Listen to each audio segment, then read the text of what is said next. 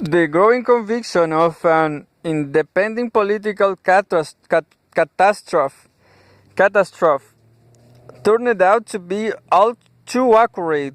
President Sukarno's frenzied ideologism continued to rise until the night of September 30, 1965, when the commander of Presidential Guard mounted an attempted coup d'etat. Six ranking army generals were murdered. General Nasution narrowly escaped, but the coup failed when another general, Sukarno, rallied the army and crushed the rebels. There followed several months of extraordinary popular savagery, mainly in Java and Bali, but also sporadically in Sumatra, directed against individuals considered to be followers of the Indonesian Communist Party, which was generally regarded to have been behind the coup. Several 100,000 people were massacred, largely villagers by other villagers, though there were some army execution as well. And in Java at least, mainly along the primordial lines, priors, Muslims killing Indic syncretists described above. There were some anti-Chinese actions, two especially in Sumatra, but the bulk of the killings were of Javanese by Javanese, Balinese by Balinese, and so on. Sukarno was gradually replaced as a leader of the country by Suharto and died in June 1970. Sukarno having officially succeeded to the presidency 2 years earlier. Since then, the country has been run by the army with the assistance of various civilian technical experts and administrators. A second general election held in summer of 1971 resulted in the victory of a government sponsored and controlled party and the severe weakening of the whole older political parties. At the moment, though tension between primordially defined groups, religious, regional, and ethnic, remains intense, and in fact may have been deepened by the events of 1965. Open expression of it is largely absent. That it will long remain so seems to be, to me at least, unlikely. Malaysia. In Malaysia, the striking thing is the degree to which the overall integration of the diverse groups in the widely multiracial society is taking place not so much in terms of state structure as such, but of a much more recent political invention, party organization. It is the alliance, a confederation of the United Malaysian Nations Organization, the Malaysian Chinese Association, and the less important Malaysian Indian Congress, within which primordial conflicts are being formally and realistically adjusted, and where the strong centrifugal tendencies as intense as perhaps any state, new, old, or middle-aged, has ever faced, are so far being effectively absorbed, deflected, and contained. Formed in 1952 at the aid of the terrorist emergency by conservative, English-educated, upper-class elements in the Malay and Chinese communities, the Indians, never quite certain which way to jump, joined a year or two later. The alliance is one of the most remarkable examples of the successful practice of the art of the impossible in the whole sphere of new state politics, a federated non-communal party of sub-parties, themselves frankly, explicitly, and on occasion enthusiastically communal in appeal, set in a context of primordial suspicion and hostility that would make the Habsburg Empire seem like Denmark or Australia. On the mere surface of things, it ought not to work. The important question is, anyway, whether it will continue to work. Malaysia has been independent only since mid-1957, has benefited from relatively favorable economic conditions. From the communist insurrection aside, a fairly smooth transfer of sovereignty and the constituting presence Anglaise. This has made possible and the ability of a conservative, somewhat rationalistic oligarchy to convince the mass of the population that it is a more suitable vehicle for their aspirations than the left-wing, emotionally populist sort of leadership that characterizes most of the other new states.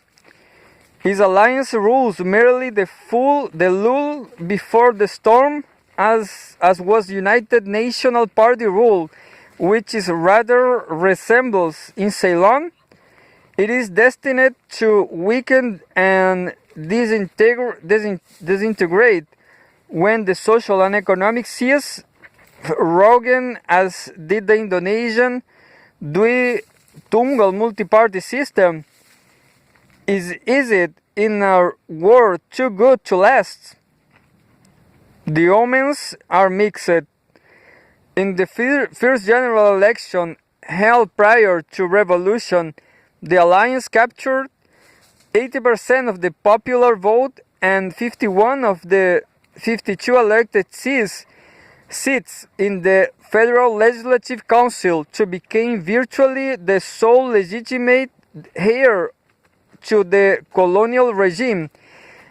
But in the 1959 elections, the first held subsequent to independence, it lost a good deal of ground to more simply communal parties, its popular vote failing to 51% and its seats to 73 to 103. The Malay sector, the UMNO, was weakened by unexpected sweep of the pious rural heavily Malay northeast by an intensely communal party calling for an Islamic theocratic state. The restoration of Malay sovereignty and Greater Indonesia. The Chinese and Indian wings were undercut by Marxist parties in the large town along the Tin and Rubber-rich central west coast, where large numbers of new lower-class Chinese and Indian voters has entered the rolls under the liberalized post-independence citizenship laws. The Marxists adapting itself here as elsewhere to primordial loyalties with little difficulty. Buffeted by these losses, which first became apparent in the state elections held a couple of months prior to the federal ones, the alliance in fact came very close to splitting altogether. The losses of the UMNO attempted younger, less conservative elements in the MCA to press for a greater number of Chinese candidacies, for an explicit condemnation of the alliance of Malay racialism, and for a review of state educational policy with respect to the language problem in Chinese schools. Hothead elements in the UMNO responded a kind, and though the rift was patched over in time for the elections, several of the younger leaders of the MCA resigned, and the UMNO geared itself to expel primordial agitators in its own midst.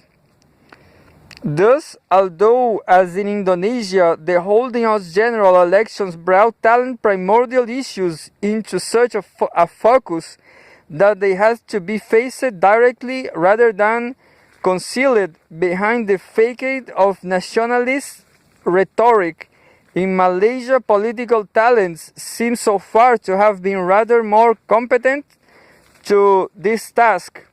Though the alliance is less absolutely dominant and perhaps somewhat less integrated than in was the immediate post-independence period, it is still quite comfortably in power and still an effective civil framework within which very intense primordial issues can be adjusted and contained rather than allowed to run free in parapolitical confusion.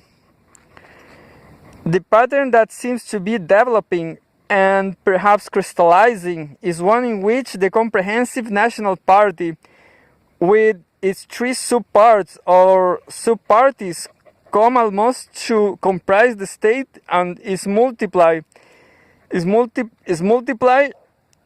assailed by a field of small parties, by class parties for being too communal, and communal parties for not being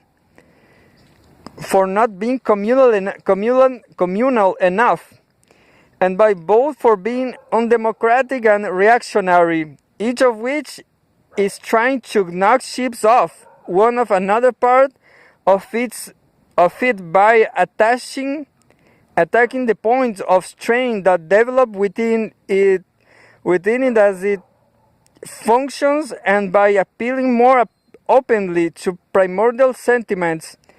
The intricate inner working of the alliance as it endeavors to hold the vital centers against efforts from all directions to undermine its basic source of strength, a matter of fact quid pro quo, all in the same broad political understanding among Malay, Chinese, and Indian leaders, is thus the quintessence of the integrative revolution as it is proceeding in Malaysia. In 1963, Malaysia became Malaysia, a federation of Malaya proper, i.e. the Peninsula, Singapore, and the North Bornean territories of Sarawak and Sabah. The alliance remained the majority party, but the major Singapore party, the People's Action Party, sought to make inroads among the Peninsula Chinese, undercutting the MCA and thus threatening the alliance as the Chinese-Malay political balance. In August 1965, the strains became such that Singapore left the federation and became independent. Intense opposition to the new federation from Indonesia and to Sabah's inclusion in it from the Philippines only added to the stress involved in the forming of the new political entity. In the general elections of May 1969, the narrow alliance majority was lost, mainly because of the failure of the MCA to hold Chinese support, much of which went to the essentially Chinese Democratic Action Party, but also the further gains by the Islamist Malay Communalist Party mentioned in the text, which got nearly a quarter of the vote. The MCA, feeling it had lost the confidence of the Chinese community, then quit the alliance, bringing a full-fledged crisis. Later in the same month, savage communal riots broke out in the capital, Kuala Lumpur, in which about 150 persons were killed, almost of them in an extremely brutal fashion, and communications between the Chinese and Malay communities broke down almost totally. Emergency rule was imposed, and the situation calmed. In September 1970, Tunku Abdul Rahman, who had headed the UMNO and the alliance since their founding, retired and was replaced by his longtime deputy and the strongman of the regime, Tun Abdul Razak. The state of emergency was finally ended and parliamentary government restored after 21 months in February of 1971. For the moment, the situation seems to have stabilized, and the alliance still holds against the communalists' attempts to chip away at it. A continuing Chinese communist guerrilla revolt persists, however, in Sarawak, though the country as a whole may be in fact further away from the communal accord than it was in the first years of its existence. Burma. In Burma, the case is almost diametrically opposite to the Malaysian, although again, and unlike Indonesia, a comprehensive national party, UNUS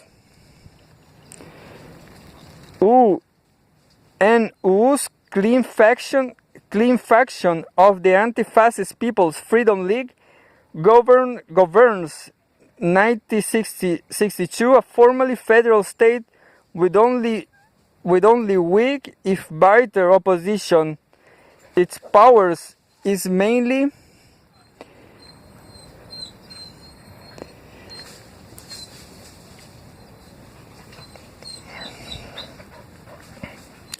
based on a direct appeal to the cultural pride of the Burmans, that is, speakers of Burmese, while the minorities, some of whom helped keep the country in a multi-sided civil war for the first few years after independence, are catered to by a rather intricate and highly peculiar constitutional system that protects them in theory against the Burman dominance that the party system tends to produce. In fact, here's the government itself is to a very great extent the obvious agency of a single central primordial group, and it is faced therefore with a very serious problem of maintaining legitimacy in the eyes of members of peripheral groups, more than 1/3 of the population, who are naturally inclined to see it as alien, a problem it has attempted to solve largely by a combination of elaborate legal gestures of reassurance and a good deal of aggressive assimilationism. Briefly, the constitutional system designed to allay minority fears consists of, to date, 1962, 6 juridically non-uniform states, demarcated largely along traditional linguistic cultural lines and possessing dissimilar formal powers. Some states have a surely nominal right of recession, others not. Each state has somewhat different electoral arrangements and control its own elementary schools. The elaboration of state governmental structure varies from the Shin, which has hardly any local authority, autonomy whatever, to the Shan, where traditional feudal chiefs have been able to maintain a goodly number of their traditional rights, while Burma proper is not viewed as a continued state within the union of all, at all, but as virtually indistinguishable from it. The degree to which territorial boundaries match primordial realities varies, with the current the most chronically discontent, and the small Kayak state evidently resting on the politically convenient invention of a red current race. From each of these states, a delegation is elected to the upper house of the bicameral union legislature, the Chamber of Nationalities, which is heavily weighted in favor of the minority peoples. In the union government, this chamber is overshadowed by the popularly chosen lower house, the Chamber of Deputies, but as each state delegation to its seats, along with the louder house representatives from its state, to form the state council that governs the state. It has significant local importance.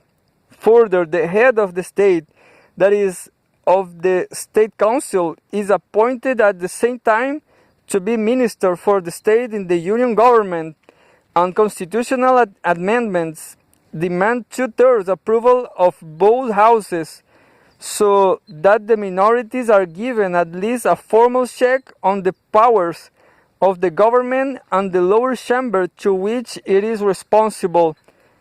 And finally, the presidency of the union, a largely ceremonial office, is rotated by informal agreement rather than explicit constitutional provision among ethnic groups.